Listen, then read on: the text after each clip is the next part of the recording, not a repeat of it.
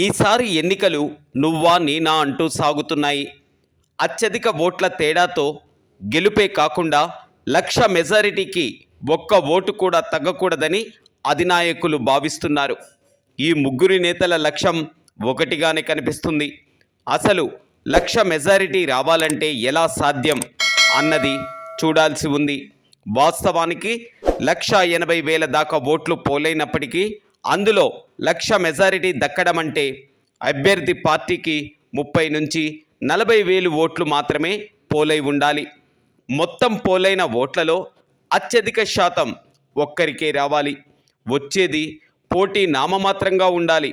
ఏపీలో ఇటువంటి పరిస్థితి ఉందా? నేతలు ఇంత ప్రతిష్టాత్మకంగా ఉన్నారు అన్నది ప్రశ్నార్థకంగా మారింది. వాస్తవానికి ముఖ్యమంత్రి వైఎస్ జగన్ పోటీ చేస్తున్న పులివెందులలో ఈసారి 1,00,000 మెజారిటీ తగ్గకుండా వస్తుందని ఆయన సతీమణి భారతి ధీమా వ్యక్తం చేస్తున్నారు. తన భర్త తరపున ఎన్నికల ప్రచారం మొదలుపెట్టారు. పులివెందులను ఆమె చుట్టేస్తున్నారు. 2019లో 90,000కు పైగా మెజారిటీ వచ్చింది. ఈసారి ముఖ్యమంత్రిగా మరో 10,000 అదనంగా ఓట్లు యాడ్ అవుతాయని ఆమె చెబుతున్నారు. మరి రాజకీయం చూస్తే అలా ఉందా అంటే పులివెందులలో మాజీ మంత్రి వైఎస్ వివేక హత్య కేసు మీద దుమారం రేపుతుంది. జగన్ సొంత చెల్లెలు వైఎస్ షర్మిల కడప నుంచి కాంగ్రెస్ పార్టీ తరపున ఎంపీగా పోటీ చేస్తున్నారు. ఆమె తన ప్రచారంలో మాట్లాడే తీరు కొంత ఇబ్బందికరంగానే ఉందని రాజకీయ విశ్లేషకులు చెప్పుకుంటున్నారు. ఇలాగైతే ఈసారి జగన్ మెజారిటీ వీలైనంత వరకు తగ్గించాలని టీడీపీ కూడా భావిస్తుంది.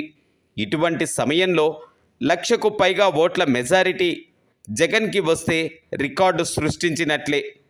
మాజీ ముఖ్యమంత్రి చంద్రబాబు కుప్పం తీసుకుంటే ఈసారి 1,00,000 మెజారిటీ అని చంద్రబాబు కూడా చెబుతున్నారు. అయితే గత కొన్ని ఎన్నికల నుండి ఆయన మెజారిటీ తగ్గుతూ వస్తుంది. ఆయన ఈసారి 8వ పోటీలో ఉన్నారు. కుప్పంలో 2.5 లక్షల ఓట్లలో 1,00,000 మెజారిటీ టీడీపీదే అంటే వైసీపీ పోటీ నామమాత్రం కావాలి. కానీ లోకల్ బాడీ ఎన్నికల నుండి అక్కడ వైసీపీ గట్టిపడిందని రాజకీయ విశ్లేషకులు చెబుతున్నారు. దానికి తోడు బీసీ అభ్యర్థిగా ఉన్న భరత్ను వైసీపీ పోటీకి నిలబెట్టింది. ఆయన సామాజిక వర్గం ఓట్లు 70,000 దాకా ఉన్నాయి. అదేవిధంగా మొత్తం ఓట్లలో బీసీ ఓట్లు 1,50,000కు పైగా ఉన్నాయి. బీసీ కార్డు వైసీపీ తీయటంతో బీసీలు కోటాలో ఓసీల పోటీ ఉంటుంది. మంత్రి పెద్దారెడ్డి రామచంద్రారెడ్డి ఇక్కడ చంద్రబాబును ఓడించాలనే పట్టుదల మీద ఉన్నారు. మరోవైపు టీడీపీ తరపున ఎమ్మెల్సీ కంచర్ల శ్రీకాంత్ మొత్తం చూసుకుంటున్నారు. ఆయన 1,00,000 మెజారిటీని టీడీపీకి తీసుకువస్తామని చెబుతున్నారు. దీంతో పాటుగా ఆయన సతీమణి భువనేశ్వరి కూడా కుప్పంలోనే మఠం వేసి ప్రచారం నిర్వహిస్తున్నారు.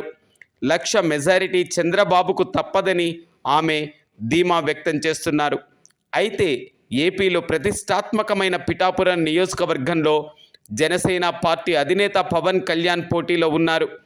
ఇక్కడ మొత్తం ఓటర్లు 2,36,000 మంది ఉన్నారు.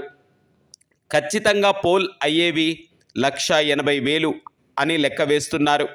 అందులో పవన్ కళ్యాణ్కే 1,30,000 దాకా ఓట్లు వస్తాయనే చర్చ సాగుతుంది. కాపులకు సంబంధించిన 70,000 ఓట్లు పవన్కే అని చెబుతున్నారు. నాగబాబు అయితే పిఠాపురంలో పీట వేసుకొని మరి కూర్చొని ఎన్నికల వ్యూహాలను రూపకల్పన చేస్తున్నారు. మరోవైపు చూస్తే వైసీపీ నుంచి బలమైన వంగ గీత అక్కడ పోటీలో ఉన్నారు. ఆమె సిట్టింగ్ ఎంపీగా కూడా ఉన్నారు. ఆమె తరపున వైసీపీ పెద్ద నేతలంతా అక్కడే మోహరించబడి ఉన్నారు. ఇక్కడ పవన్ కళ్యాణ్ 1,00,000 మెజారిటీ వస్తే వార్ వన్ సైడ్ అయినట్లే. ఆ పరిస్థితి ఉందా లేదా అన్నది వేచి చూడాల్సిందే.